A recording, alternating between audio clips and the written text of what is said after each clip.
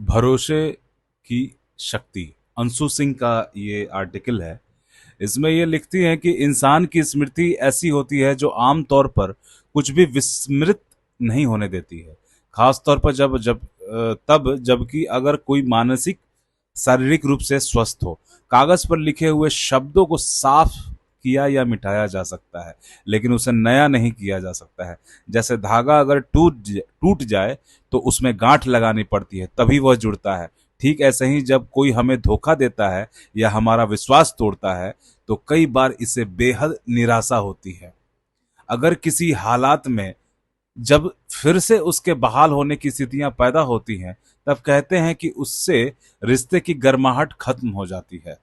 जिस तरह टूटा शीशा दोबारा पहले जैसा नहीं रह जाता, वैसे ही एक बार भरोसा टूटने पर दोबारा करना कठिन हो जाता है।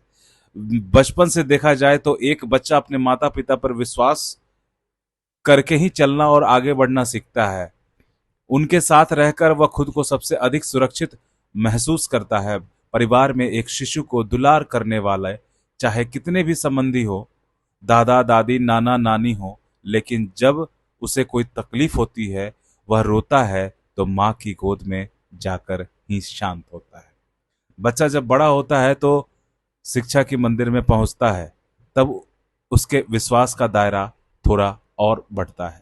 वह अपने शिक्षक और सहपाठियों पर भरोसा करने लगता है। यह भी देखा गया है कि कई बार शिक्षक की दी हुई सीख के आगे वह अपनी माँ या परिजनों की सलाह को भी मानने से इनकार कर देता है। बातें कई बार बहस में तब्दील हो जाती हैं। यह बताता है कि एक शिक्षक कितना गहरा प्रभाव किसी बच्चे के मन मस्तिष्क पर पड़ता है।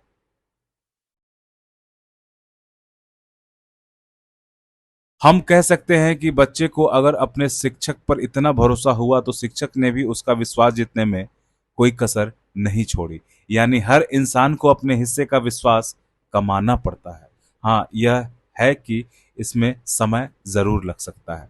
हाल ही में खाद्य वस्तुओं को का निर्माण और कारोबार करने वाली एक जानी मानी अंतरराष्ट्रीय कंपनी को लेकर एक विवाद सामने आया। बताया गया कि कंपनी ने यूरोपीय देशों की तुलना में भारत जैसे कम विकसित देशों में अधिक चीनी की मात्रा वाले शिशु आहार की बिक्री की। हालांकि कंपनी ने अपनी ओर से सफाई आई कि यह सही नहीं है, मगर जो माएं अपने शिशु के आहार को लेकर काफी सतर्कता बरतती हैं, स्वाभाविक ही उनका भरोसा एकदम से हिल गया। कुछ साल पहले आई एक खबर में यह बताया गया कि एक अध्ययन के मुताबिक मैगी में शीशे की मात्रा ज्यादा होती है। इस खबर के खुलासे के बाद बड़े पैमाने पर चिंता फैल गई थी। तैयार खाद्य वस्तुएं बेचने वाली कोई भी कंपनी अपनी ग्राहक के साथ इतना बड़ा धोखा करेगी, इसके किसी को उम्मीद नहीं थी। जाहिर है कि उसके बाजार में वापस नए रूप में आने के बावजूद सवाल बने रहे, मगर लोगों ने शायद उस पर फिर भरोसा किया। अब इसके सामाजिक संदर्भों पर बात करें तो इन दिनों परिवारों को बिखरने की दर काफी बढ़ गई है। कहीं ना कहीं इसका कारण एक दूसरे पर घटता विश्वास है। कुछ महीने पहले इलाहाबाद उच्च न्यायालय ने मानसिक प्रताड़ना के आधार पर एक पुरुष की तलाक की अर्जी को स्वीकृति दे दी। साथ ही यह भी कहा कि हिंदू विवाह अधिनियम 1955 में संशोधन की आवश्यकता है, क्योंकि आधुनिक समाज में संबंध विच्छेद के कारण बदल रहे हैं। इससे विवाह जैसी संस्था पर प्रश्नचिन्ह लगने लगा है। यह समझना मुश्किल है क्यों हम यह भूल गए कि दो वयस्कों की शादी आपसी विश्वास के आधार पर होती है।